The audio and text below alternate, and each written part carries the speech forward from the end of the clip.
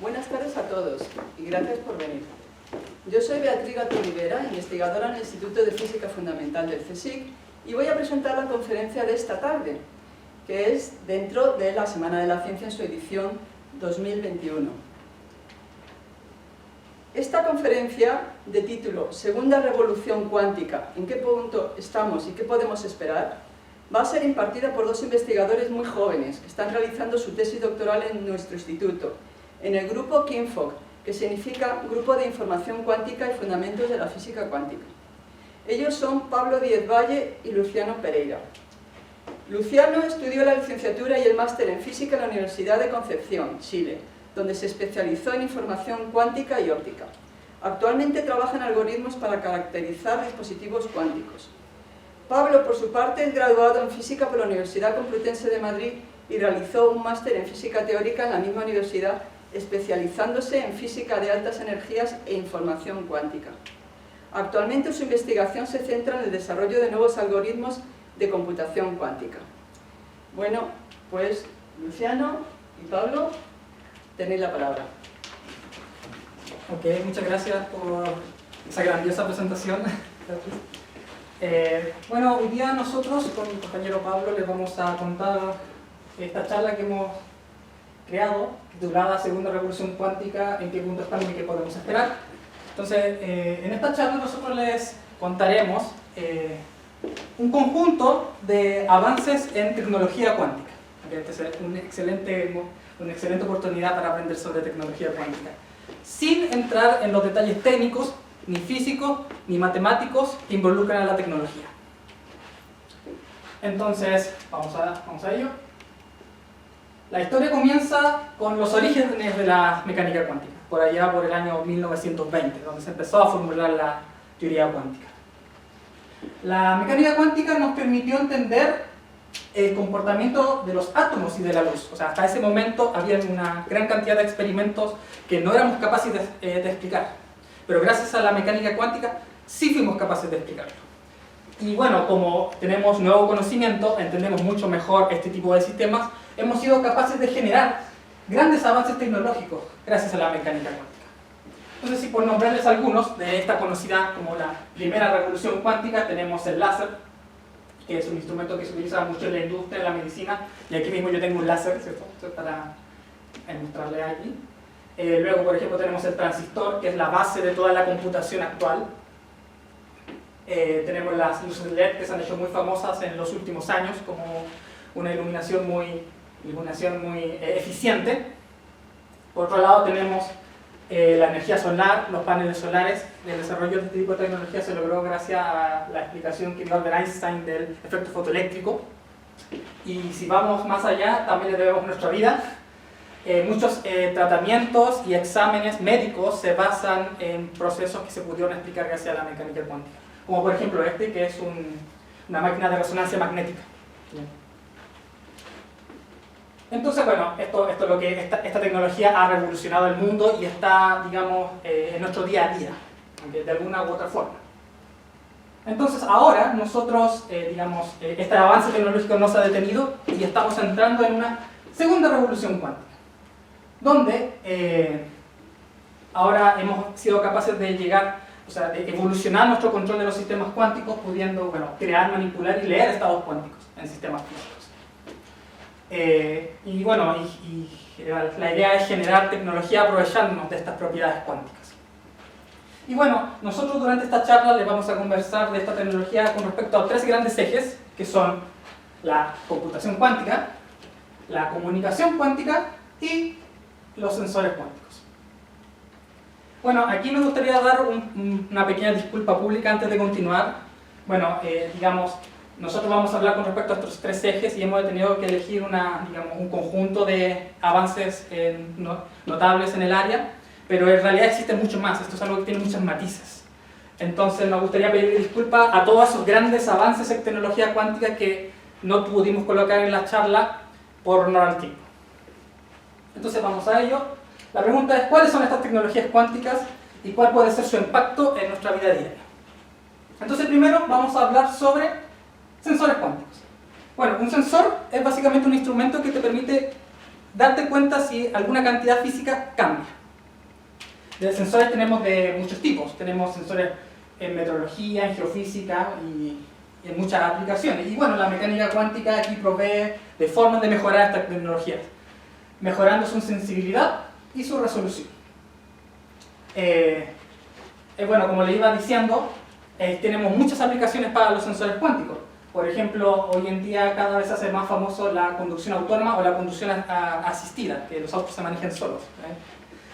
Este tipo de vehículos actualmente, digamos, tiene del orden de 50 sensores para obtener información para la conducción. Se piensa o se planifica que en el futuro tenga más de 200 sensores. Luego también tenemos sensores en astronomía. Básicamente toda la información que recolectamos del universo es a través de sensores, a través de interferómetros. Y luego nuevamente tenemos sensores en los exámenes médicos, ¿ya? Justamente para obtener información de manera no invasiva del interior de nuestro cuerpo. Aquí, por ejemplo, les muestro el logo de una empresa llamada Envision, que actualmente está proveyendo servicios en el área sanitaria, digamos, de exámenes, máquinas que hagan exámenes médicos como de resonancia magnética, que funcionen con aparatos mejorados gracias a la mecánica cuántica, funcionen con sensores cuánticos. Y bueno, no solo tiene estos aparatos, tiene muchos más. Uno puede ver la oferta que proveen ellos. Esta tecnología, o buena parte de su tecnología, se basa en este tipo de sistemas, que son las vacancias de nitrógenos, porque bueno, hay falta de nitrógeno. ¿Okay? Y bueno, son cosas que ya se están, digamos, proveyendo, se están dando servicios de este tipo de aparatos. Como observación, el título o el nombre de la empresa, en mi humilde opinión, está muy bien elegido. Fíjense que es Envision.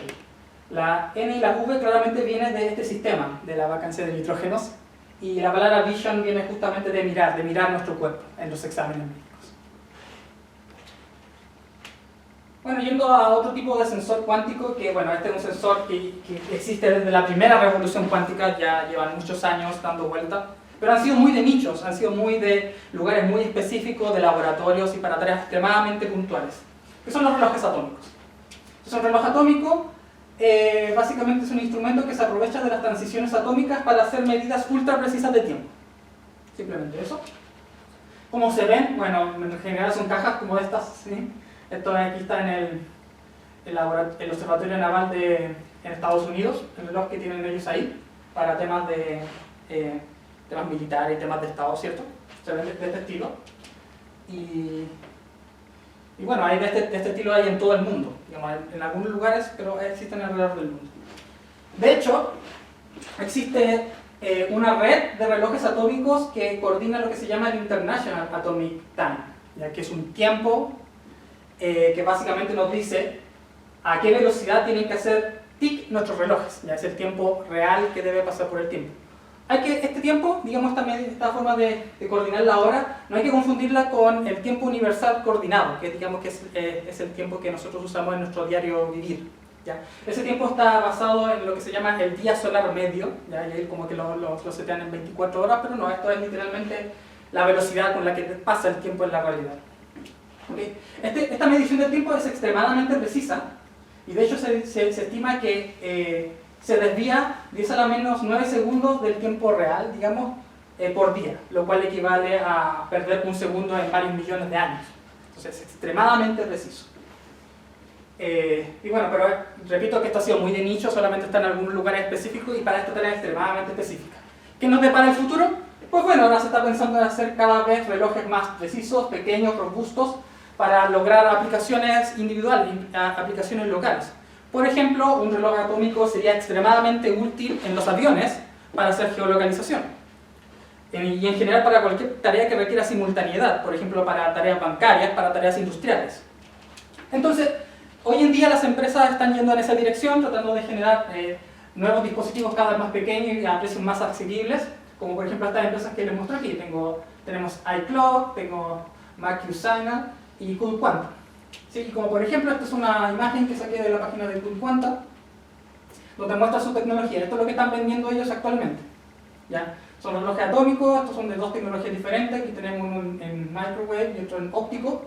Y esto es, digamos, su nueva generación de relojes atómicos. Y podemos ver que tanto en tamaño como en peso han disminuido. O sea, por ejemplo, este son 15 libras. Bueno, yo no soy experto en libras, pero son unos 7 kilos aproximadamente. Bajaron a 5 libras, 2,5 kilos. Entonces, bueno, cada vez se hacen más pequeños relojes atómicos. Entonces, quizás con el tiempo, tener relojes atómicos en las empresas, digamos, en los aviones, como les comentaba, sea algo bastante común. Y esta es la evolución que está teniendo la tecnología. Bueno, yendo a otro tipo de sensor cuántico que, digamos, ha dado mucho que hablar en los últimos años, son los interferómetros gravitacionales. Este es un sensor cuántico que se usa para medir o detectar, en realidad, ondas gravitacionales. ¿Okay? Funciona como un interferómetro aquí con luz láser aquí, y gracias al patrón de interferencia que uno ve en los detectores, es capaz de determinar si atravesó por nosotros una onda gravitacional o no. Bueno, este interferómetro en el 2017 valió un premio Nobel. ¿Okay? O sea, y me gustaría recalcar bastante que, bueno, esta es la frase textual que saqué de la página del Nobel, que dice que el premio fue concedido por las contribuciones decisivas para el detector LIGO, para su construcción, y por la detección de ondas gravitacionales. O sea, son dos cosas, son el detector y la observación de ondas gravitacionales. O sea, básicamente la mitad de este premio Nobel es de naturaleza cuántica, porque el interferómetro es cuántico. Bueno, uno podría preguntarse qué ganancia tiene hacerlo con luz cuántica. ¿Ya? Eso se ve en la imagen de aquí al lado. Esta imagen la saqué de este artículo, lo pueden visitar. Nosotros tenemos aquí dos curvas, una roja y una azul. Aquí tenemos la sensibilidad y aquí tenemos la frecuencia. Mientras más abajo, mejor. Ese es el punto importante. Y la línea azul representa la ganancia que tenemos al usar mecánica cuántica en este sistema. Podemos ver que tenemos una pequeña diferencia y eso es una ganancia. Y esta pequeña diferencia es la que efectivamente nos permite detectar ondas gravitacionales. Ahora, este probablemente sea el sensor cuántico más espectacular que ha creado la humanidad. ¿Ya? Actualmente no hay nada que se le compare. Aún así, la humanidad es ambiciosa y tiene metas muy grandes. ¿Ya? Y de hecho, se planea una nueva generación de interferómetros gravitacionales, pero que estén en el espacio, ¿ya? La colaboración LISA. Entonces, bueno, ¿en qué consiste la colaboración LISA? Aquí nuevamente saqué una frase textual de la página de LISA. Es una misión que consiste en 3 naves espaciales que orbiten el Sol en una configuración triangular y que sus conexiones, ¿cierto?, sus 3 brazos, formen un interferómetro láser. Aquí se puede ver una representación artística de cómo debería verse el sistema. Tienen ahí las 3 naves orbitando al Sol, está ahí, y aquí está la Tierra que también está orbitando al Sol, y bueno, en algún lado del universo puede estar nuestro sistema que genere ondas gravitacionales y nosotros seamos capaces de detectarlo gracias a este increíble aparato. Bueno, ¿de qué tamaño es esta cosa? Se espera que el tamaño de este interferómetro sea del orden de los 2,5 millones de kilómetros, o sea, es una cosa gigantesca. Si uno se pregunta o lo trata de comparar con el interferómetro LIGO, que les mostré antes, el brazo es de unos 3 kilómetros, acá se me acaba de olvidar el número, de una cantidad de kilómetros que ya no me acuerdo. Entonces, bueno, el lanzamiento se espera que sea en el 2034. Bueno, voy a seguir nomás para terminar así. Entonces, yéndonos ahora a otro tipo de tecnología cuántica que estará muy pronto a nuestro servicio, es la comunicación cuántica. Bueno, cuando nosotros realizamos comunicaciones, la encriptación de esa información se basa en el protocolo RSA, ¿ya?, por sus autores.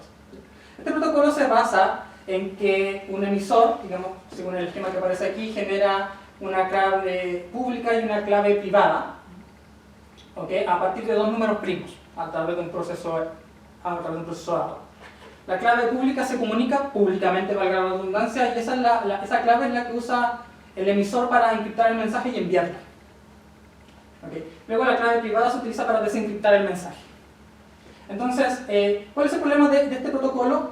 Bueno, que como la clave es pública, gracias a la clave yo puedo obtener la clave privada y desencriptar todo el mensaje.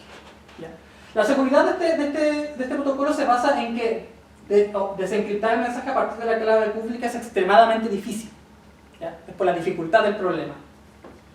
Entonces, mientras tengamos mejores computadores, en teoría podríamos romper este esquema, pero si nosotros incrementamos el tamaño de las claves, podríamos mantenernos seguros. El problema está en que la computación cuántica, digamos, promete o da la posibilidad de poder romper este código, ¿ya? Porque existe un algoritmo para hacer esta tarea de desencriptación de manera eficiente. Lo cual es bastante malo, uno podría decir, bastante malo, la seguridad se perdería si tenemos computación cuántica, pero la mecánica cuántica también nos provee de la solución, que es la criptografía cuántica. Y la criptografía cuántica. Entonces, estos dos caballeros, Charles Bennett y Gilles Russell, propusieron hace ya bastantes años un protocolo llamado la distribución cuántica de llaves, o distribución cuántica de claves. Quantum Key Distribution, en inglés. ¿Ya? Y este protocolo nos garantiza comunicaciones seguras. ¿Por qué nos garantiza comunicaciones seguras? Porque este protocolo funciona con estados cuánticos, ¿ya? Preparación de estado y medición, y gracias a este proceso, más una comunicación clásica, somos capaces de tener en ambos lados de la comunicación una clave privada. ¿Ya? Entonces no hay clave pública, entonces no hay nada que desencriptar y todo se queda privado, entonces no hay problema. Esto funciona muy bien. De hecho, ya se han hecho muchos experimentos implementando la distribución cuántica de llaves. De hecho, ya por allá en el 2004 se hizo la primera transacción bancaria encriptada con distribución cuántica de llaves en Austria, en Viena. Y hace muchísimos años, ya estamos en el 2021, hace más de 10 años. Y luego ya posteriormente en el 2017 se hizo una tarea de Estado a través de la distribución cuántica de llaves, que fue se comunicó el resultado de una elección nacional en Suiza, ya para que nadie descubriera cuál fuera el resultado de la elección.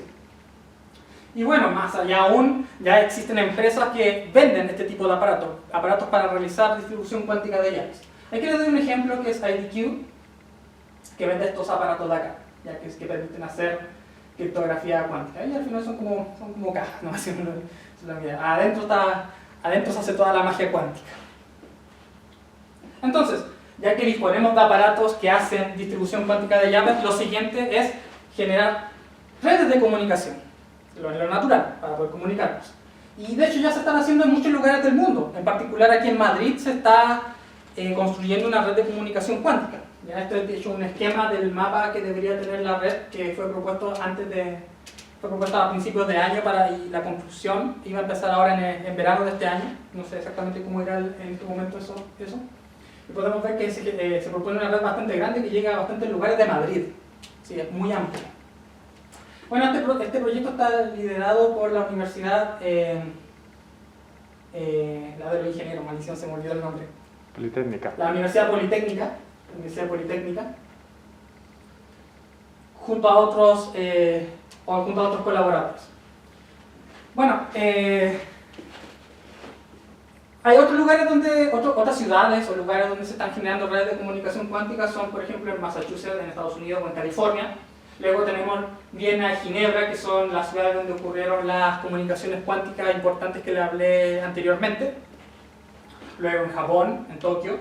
Y en China, en la ciudad de Wuhan y en Beijing y Shanghái, entre Beijing y Shanghái. Entonces, bueno, una cosa es hacer una red de comunicación dentro de una ciudad, pero otra cosa muy diferente es hacer una red de comunicación entre dos ciudades. Y eso es lo que hicieron los investigadores en China.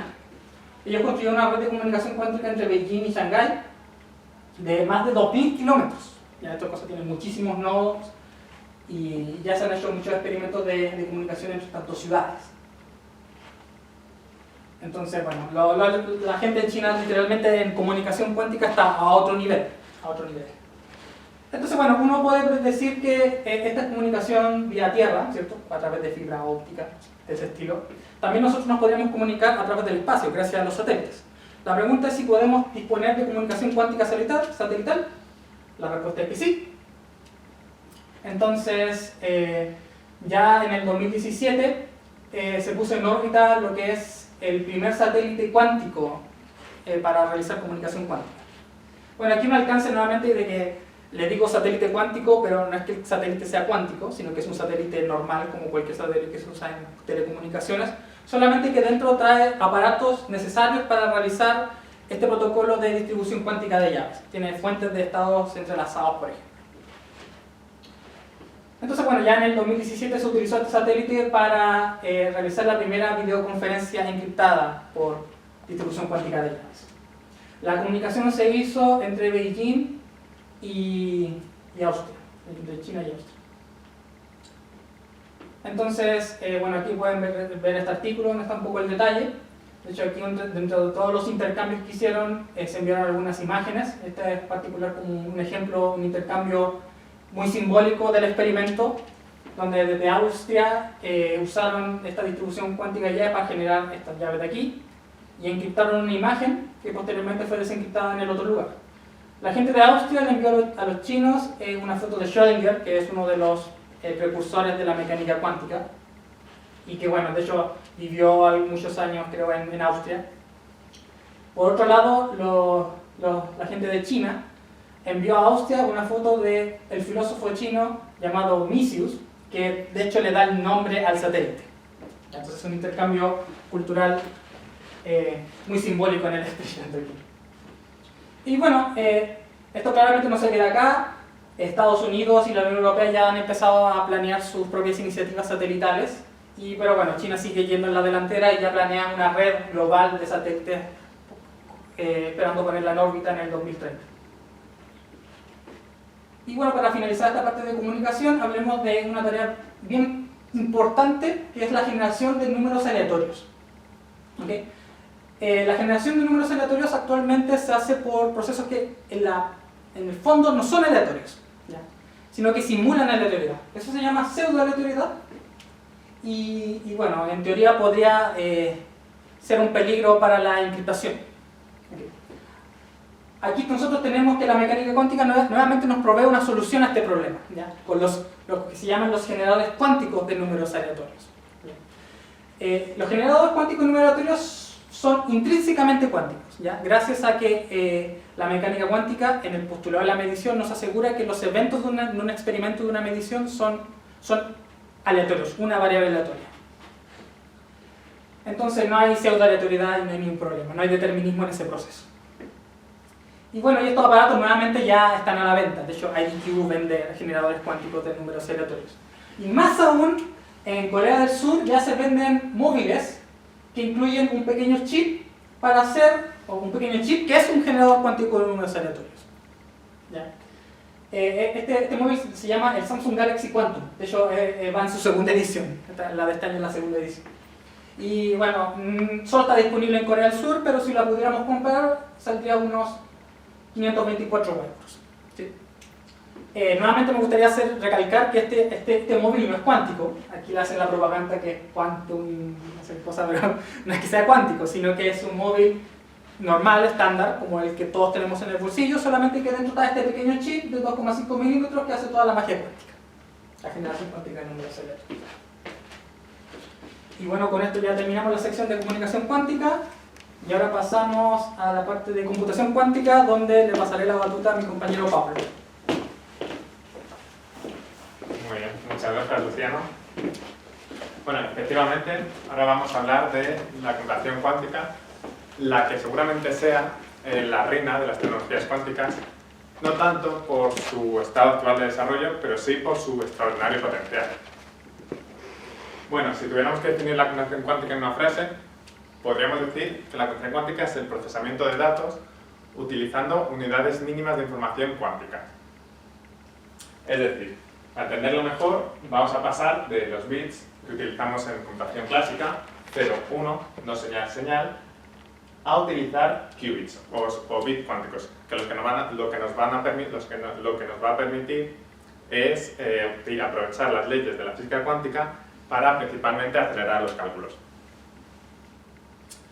Bueno, para dar un poco de contexto histórico, en la década de los 80, algunos físicos como Richard Feynman o Paul Benioff y matemáticos como Yuri Manning ya empezaron a argumentar la posibilidad y viabilidad de utilizar las leyes de la física cuántica para procesar la información.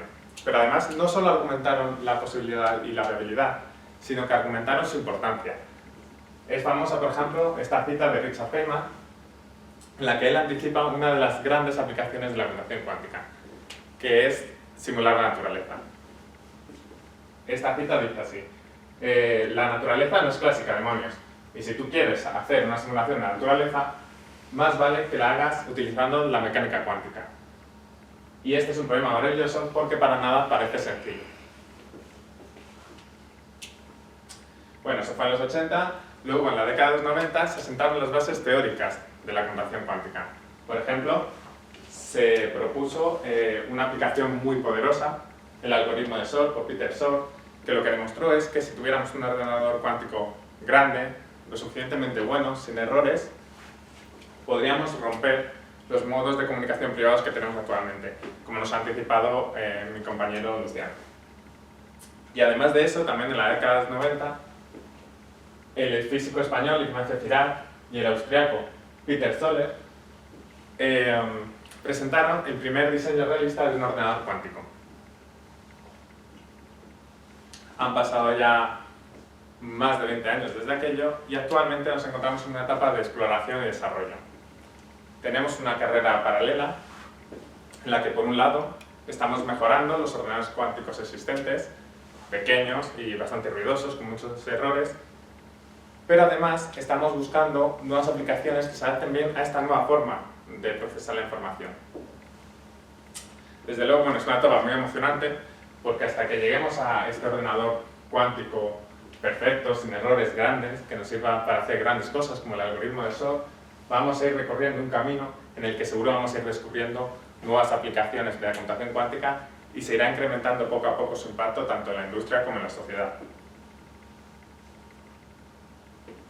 Para entender el estado actual de la computación cuántica, vamos a empezar por el hardware, es decir, las máquinas que son capaces de procesar la información de este modo novedoso.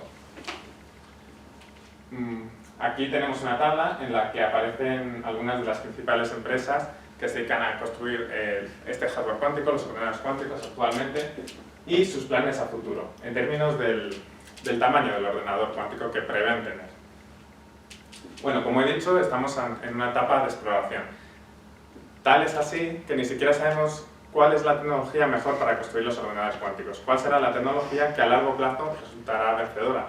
Entonces hay diferentes formas, diferentes propuestas para construirlos. Aquí cada color corresponde a una forma distinta de construir estos ordenadores cuánticos. Por ejemplo, tenemos ordenadores cuánticos basados en superconductores a baja temperatura, basados en iones atrapados, en átomos neutros, basados en luz. Además, también podemos ver cómo hay grandes tecnológicas muy conocidas, como por ejemplo Google y IBM, que están invirtiendo mucho dinero en la construcción de estos ordenadores, pero también cómo hay muchas empresas que han sido creadas específicamente para invertir en computación cuántica e investigar tanto en hardware, como es este caso, como en software, es decir, en las aplicaciones. Lo que es interesante también es ver cómo todas las empresas tienen planes estratégicos muy ambiciosos en términos del tamaño del ordenador que creen que van a tener. Por ejemplo, vamos a fijarnos por ejemplo en el caso de Google, que actualmente cuenta con su chip Sycamore, que tiene 53 qubits. Bueno, dejadme recordar que los qubits es la unidad mínima de información que utiliza un ordenador cuántico. Es decir, si tenemos más qubits, significa que podremos atacar problemas más grandes y más complejos. Pues bien, actualmente Google tiene un ordenador de 53 qubits y en tan solo 10 años pretende tener uno de 10 a la 4 qubits, es decir, de 10.000 qubits. Es un cambio bastante drástico. Pero a pesar de que nos interesa tener ordenadores cada vez más grandes, por supuesto, esto no va a ser suficiente para incrementar la capacidad práctica de estos ordenadores. Lo que necesitamos también es hacerlos menos ruidosos, es decir, que tengan menos errores. Para ello, lo que vamos a necesitar es aplicar algoritmos de corrección de errores, como este que como el demostrado recientemente por Google. Esto significa que gran parte del tamaño del ordenador cuántico va a tener que ser dedicado en exclusiva a corregir estos errores. Por ejemplo, si cogemos el caso anterior, en el que Google prevé tener 10.000 qubits físicos, llamando qubits físicos a los qubits que realmente tenemos en el ordenador, pues bien, esos 10.000 qubits dependerá del algoritmo que apliquemos, pero nos puede llevar a tener, por ejemplo, 100 qubits lógicos, siendo los qubits lógicos los que realmente vamos a aplicar en el cálculo porque son los que tienen los errores corregidos. Pues para entender mejor cuál es el estado realmente del hardware, hemos querido daros algunos datos ilustrativos. Por ejemplo, es interesante saber que ya en 2013 la empresa D-Wave es una empresa canadiense que es pionera por comercializar sus ordenadores cuánticos adiabáticos, que son un tipo de ordenadores que utilizan un proceso físico muy concreto para funcionar. Pues bien, D-Wave vendió uno de sus dispositivos a una colaboración entre Google, NASA y USRA por 10 millones, ya en 2013. Por otro lado, actualmente lo que hacen la mayoría de las empresas que tienen ordenadores cuánticos es proporcionar acceso a ellos a través de la nube de Internet. Esto es porque, todavía hay pocos ordenadores cuánticos en el mundo realmente. Pero, gracias a una empresa pionera en este sentido, Quantware, también podemos llevarnos ya nuestro pequeño dispositivo cuántico a casa si quisiéramos. Eso sí, va a ser un dispositivo muy pequeño, de tan solo 5 qubits, lo podemos ver aquí en la imagen, y al que han llamado Soprano. Y si nos centramos más en el caso de España, podemos decir que desde el 2019 los investigadores del CSIC y de la Universidad Autónoma de Madrid podemos utilizar la mayoría de los ordenadores cuánticos que tiene IBM en Estados Unidos, en el estado de Nueva York.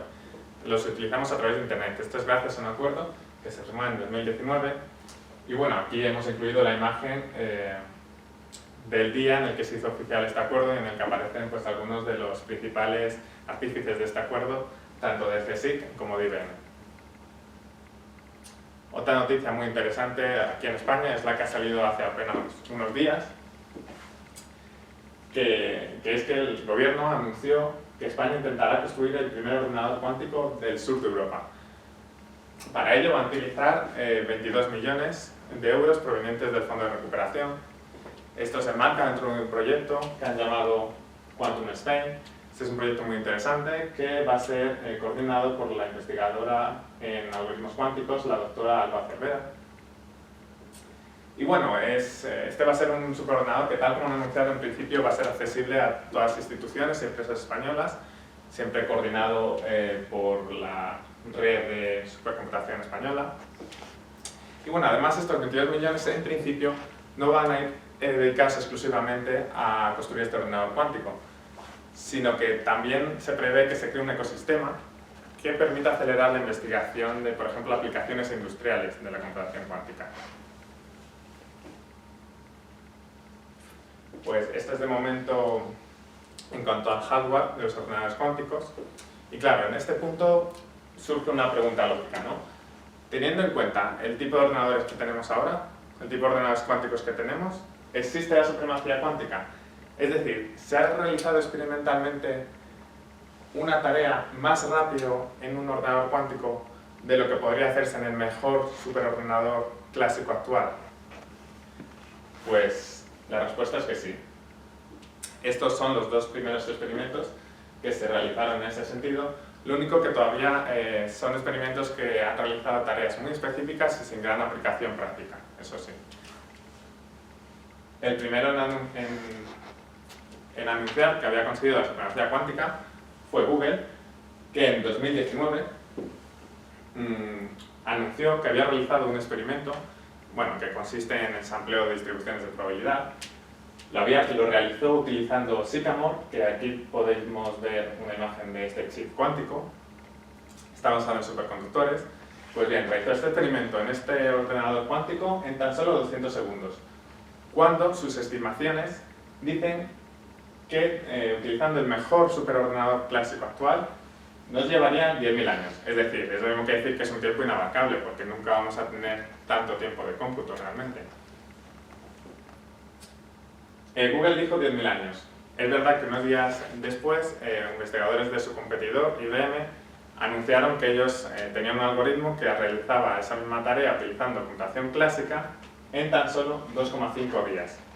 Es una reducción muy drástica, de 10.000 años a 2 días y medio, pero bueno, aún así la supremacía cuántica se mantenía, porque de 200 segundos a 3 días y medio todavía hay un salto importante. Tan solo un año después, un equipo de la Universidad de Ciencia y Tecnología de China anunció que había conseguido un logro similar, pero en un problema más difícil. Para ello utilizó el ordenador cuántico Huizang, bueno, disculpadme la pronunciación, es un ordenador basado en fotones. Esto hace que sea menos versátil que el anterior, pero gracias a este ordenador cuántico consiguieron llevar a cabo la tarea en tan solo 20 segundos, cuando, según ellos, nos llevaría 600 millones de años realizarlo utilizando cualquier ordenador convencional, aunque sea el mejor ordenador que tenemos actualmente. Además, tengo que decir que la versión de este ordenador cuántico ya se ha ampliado, ya existe el Huizang 2.0, con el que han conseguido resultados incluso mejores. Y bueno, esto fue el panorama de la supremacía cuántica hasta hace apenas unos días. Hemos tenido que incluir esta noticia porque un equipo chino dice haber realizado el experimento de Google, el que os he comentado que Google realizó en Sycamore en tan solo 100 segundos, pues ellos dicen que lo han realizado en 300 segundos, pero utilizando computación convencional. Lo cual diría que ya no existiría la supremacía cuántica que había dicho Google que tenía. Todavía es un artículo que está abierto, pero que tiene que ser revisado por la comunidad científica. Pero bueno, esto también nos sirve para ver cómo es muy difícil demostrar 100% la supremacía cuántica en una tarea en concreto, ya que existe también una carrera paralela que a su vez va mejorando los algoritmos clásicos que tenemos.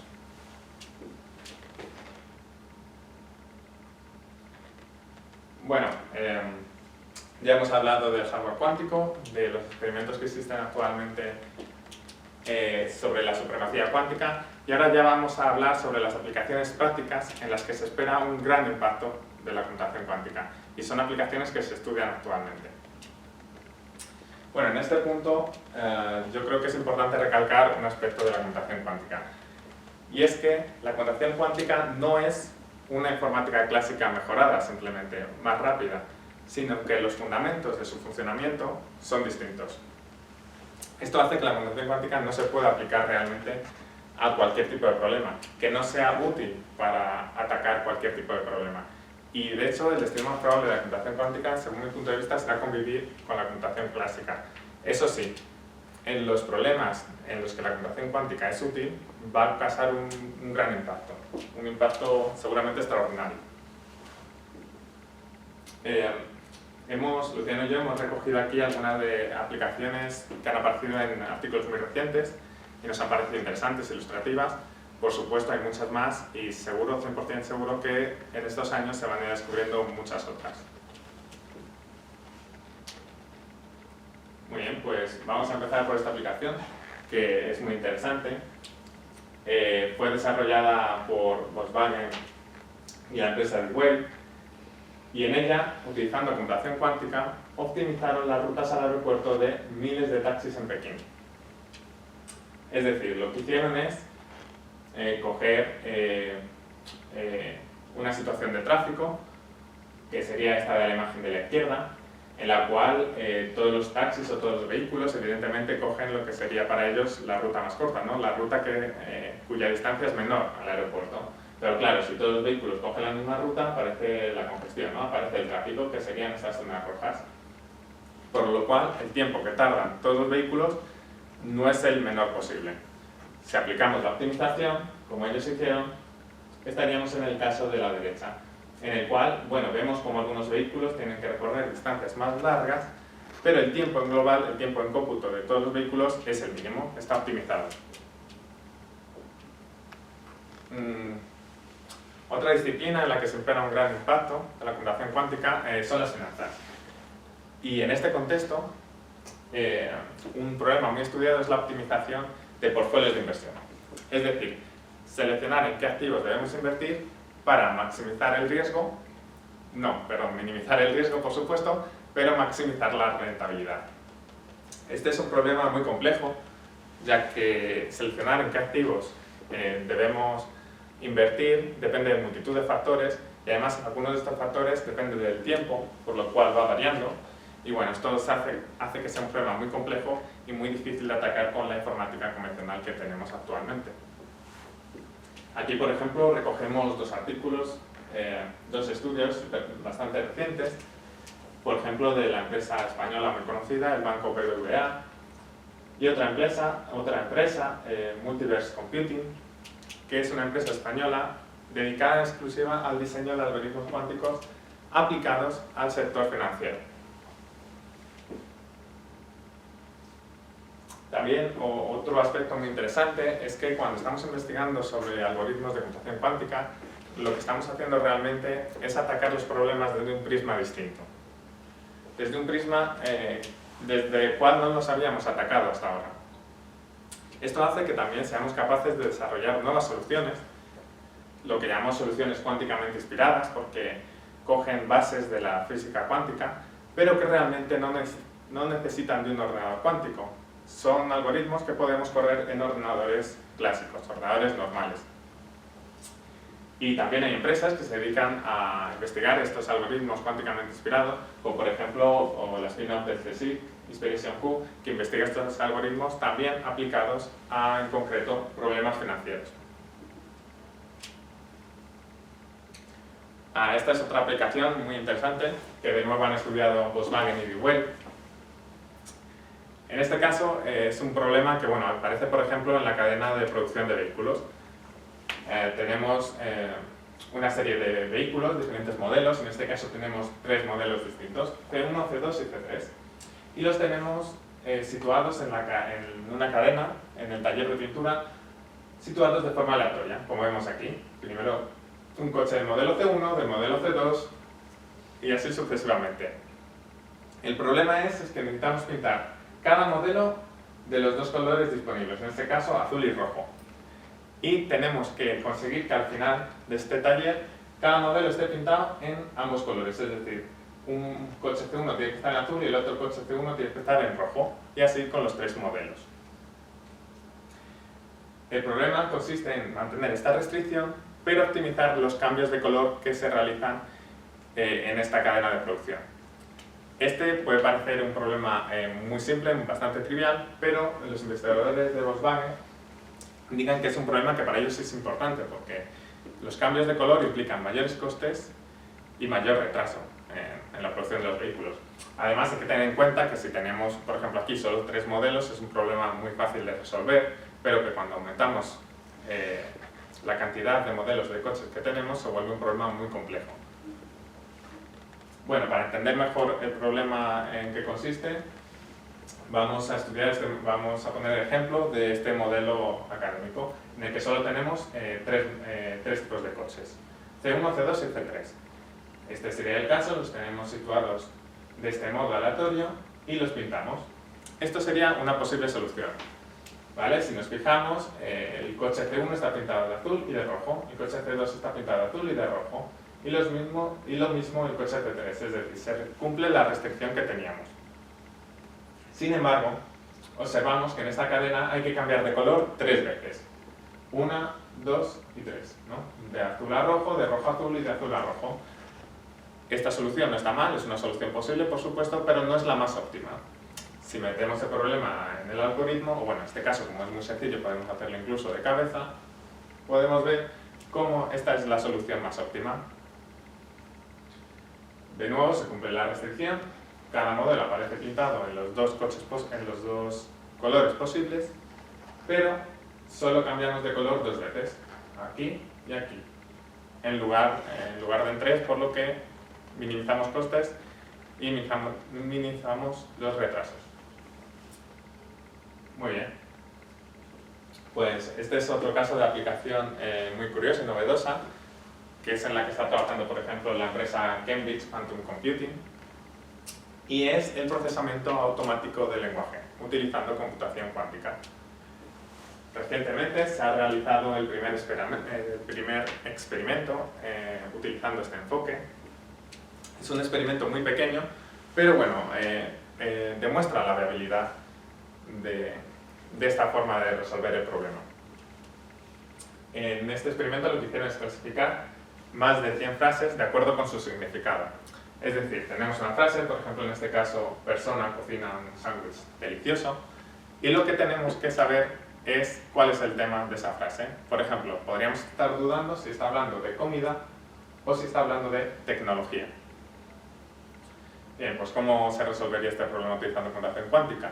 Lo que ellos hacen es cogen esta frase, persona cocina un sándwich delicioso, lo transforman en un circuito cuántico utilizando un modelo matemático que se ha desarrollado años atrás, y el output, el resultado de este circuito cuántico, les indica que efectivamente están hablando de comida. Para que este modelo funcione es necesario, no vale solo con computación cuántica, sino que es entrenado previamente utilizando ordenadores convencionales. Esto me permite introducir la idea de que es muy importante, sobre todo va a ser muy importante en estos años en los que todavía no tenemos ordenadores cuánticos tan buenos como quisiéramos, es lo que llamamos la era NISQ. Y esta idea es los algoritmos híbridos, que son algoritmos que combinan computación clásica y cuántica para obtener la mejor solución de un problema. Es decir, aplicamos la computación clásica en la parte del problema que mejor se adapta a este tipo de computación, y la computación cuántica en la parte del problema que mejor se adapta a la computación cuántica. De modo que en su conjunto aceleramos al máximo la resolución de este problema.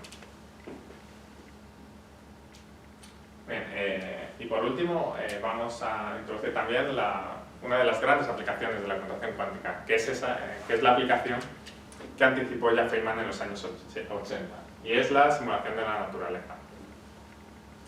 Bueno, simular la naturaleza nos puede permitir, por ejemplo, hacer cálculos precisos de la estructura electrónica de las moléculas, lo cual nos puede permitir atacar problemas de química que nos lleven, por ejemplo, a diseñar mejores y nuevos medicamentos o fertilizantes, por ejemplo. Existen dos enfoques ahora mismo para atacar los problemas de simulación. Uno es la simulación digital, que consiste en utilizar ordenadores cuánticos programables que pueden realizar esta tarea, pero también, por ejemplo, se pueden programar para realizar las tareas anteriores. Ese es un enfoque, pero también tenemos otro enfoque muy interesante, que es la simulación analógica, que consiste en realizar la simulación en un dispositivo que se ha creado específicamente para emular el sistema bajo estudio. Es decir, es menos versátil porque no serviría para resolver los otros tipos de problemas, pero bueno, aún así está dando muy buenos resultados. Bueno, perfecto. Esto es en cuanto a aplicaciones de la computación cuántica, y una vez ya hemos hablado de ello, vamos a pasar a hablar de un aspecto que bueno, es fundamental realmente en el desarrollo de cualquier tipo de tecnología, y eso es el dinero. En concreto vamos a hablar del dinero público que se invierte mundialmente en las tecnologías cuánticas y cuáles son los líderes mundiales en términos de esta inversión. Bueno, por supuesto, yo imagino que ya seguramente tengáis algún país en la mente, ¿no? Por ejemplo, ya hemos hablado de China, posiblemente Estados Unidos, ¿no? Pues vamos a comprobarlo. Este es el mapa mundial de inversiones públicas en tecnologías cuánticas. Bueno, como vemos, existe multitud de países que están haciendo esfuerzos de inversión en estas tecnologías, y en total se estima que actualmente se ha invertido 24 billones de dólares en tecnologías cuánticas. Billones ingleses, que corresponderían a 24.000 millones aquí en España. Ahora van a aparecer, bueno, todas las cifras de esta mapa aparecen en billones ingleses, es decir, 1.000 millones, y todas las cifras que van a aparecer en las siguientes diapositivas corresponden a 1.000 millones. Hablamos de billones ingleses. Muy bien, pues vamos a repasar rápidamente cuáles serían los principales líderes, los detalles de los principales líderes en términos de inversión. El primero, y además con mucha diferencia, es China, que se sitúa en la cabeza con 10 billones de dólares invertidos en la investigación de estas tecnologías. Y que, bueno, además, en concreto, ha incluido a la computación cuántica como uno de sus objetivos clave en el Made in China 2025, que es uno de sus planes estratégicos. También tenemos a Alemania, que con la inversión de 2 billones de euros en un programa de innovación para tecnologías cuánticas se ha situado a la cabeza de Europa en la inversión en estas tecnologías. También tenemos, por supuesto, a Estados Unidos, que además de contar con grandes tecnológicas como Google, IBM, Microsoft, que invierten mucho dinero en tecnologías cuánticas, también ha invertido 1,2 billones de dólares públicos en inversión. Además, en 2018 firmó The National Quantum Initiative, la iniciativa cuántica nacional de Estados Unidos, que tiene como objetivo acelerar la investigación y el desarrollo de las tecnologías cuánticas para la economía y la seguridad de este país, de Estados Unidos. Bueno, también tenemos en la lista a Canadá, que ha invertido ya $1 billón como parte de su estrategia cuántica nacional. Y bueno, además, como he explicado antes, cuenta con la compañía D-Wave, que es pionera en comercializar lo que se llaman ordenadores cuánticos adiabáticos. Tenemos también al Reino Unido, que ha invertido en total más de $1 billón y que además merece quizá un puesto destacado en la lista por ser el primer país en Europa que anunció su plan de estrategia cuántica. Lo anunció ya en 2013. A partir de ahí ha habido otros países, como por ejemplo Alemania, que lo he comentado, que se han sumado a esta iniciativa y también tiene sus planes de estrategia cuántica. Y bueno, también hemos querido incluir a la Unión Europea, en la cual, bueno, englobaríamos a España, porque en 2016 firmaron un manifiesto cuántico que ha llevado a que en 2018 se lanzara The Quantum Technologies Flagship, que bueno, como podemos ver aquí, es una iniciativa, cogido literalmente de la web donde se explica este proyecto, una iniciativa de investigación e innovación a largo plazo que pretende situar a Europa en la vanguardia de la segunda revolución cuántica.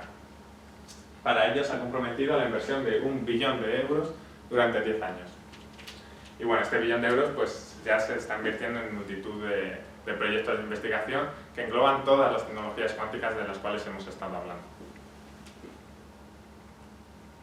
Por supuesto, esta lista puede ser más larga, hay muchos países que han invertido ya gran cantidad de dinero y que se están sumando a esta lista. Por ejemplo, Francia recientemente ha anunciado una fuerte cantidad de dinero en este sentido. Rusia lleva bastantes años invirtiendo en comunicación cuántica y actualmente también en computación. Y bueno, por supuesto la lista puede aumentarse. Bueno, y eso es un poco todo de lo que queríamos hablaros, y hemos querido terminar con esta cita que es atribuida al expresidente de IBM, Thomas Watson, que en 1943 dijo que él pensaba que había un mercado mundial para, a lo sumo, 5 ordenadores clásicos, ordenadores de los que tenemos actualmente. Bueno, por supuesto, ahora es muy fácil decir, ¿no?, que se equivocaba. No podemos entender nuestro mundo actual sin la informática, y hemos querido incluir esta frase porque la situación en concreto de la computación cuántica comparte similitudes con la situación que tenía la informática clásica en aquellos años. Así que bueno, veremos con qué nos sorprende el futuro. Muchas gracias. Y bueno, nosotros queríamos agradecerle a todos nuestros auspiciadores, la gente que nos permite seguir trabajando a diario y llevar a cabo esta charla. Bueno, ahí tienen nuestros correos de contacto por si quieren enviarnos algún mensaje, si tienen alguna pregunta. Y bueno, terminar comentando que esta charla está disponible en el catálogo de conferencias del CSIC bajo el código IFF15, por si están interesados en llevar esta charla a alguna institución, como un colegio. ¿Eso sería? Sí, yo creo que eso es todo. Bueno, muchas gracias por su atención.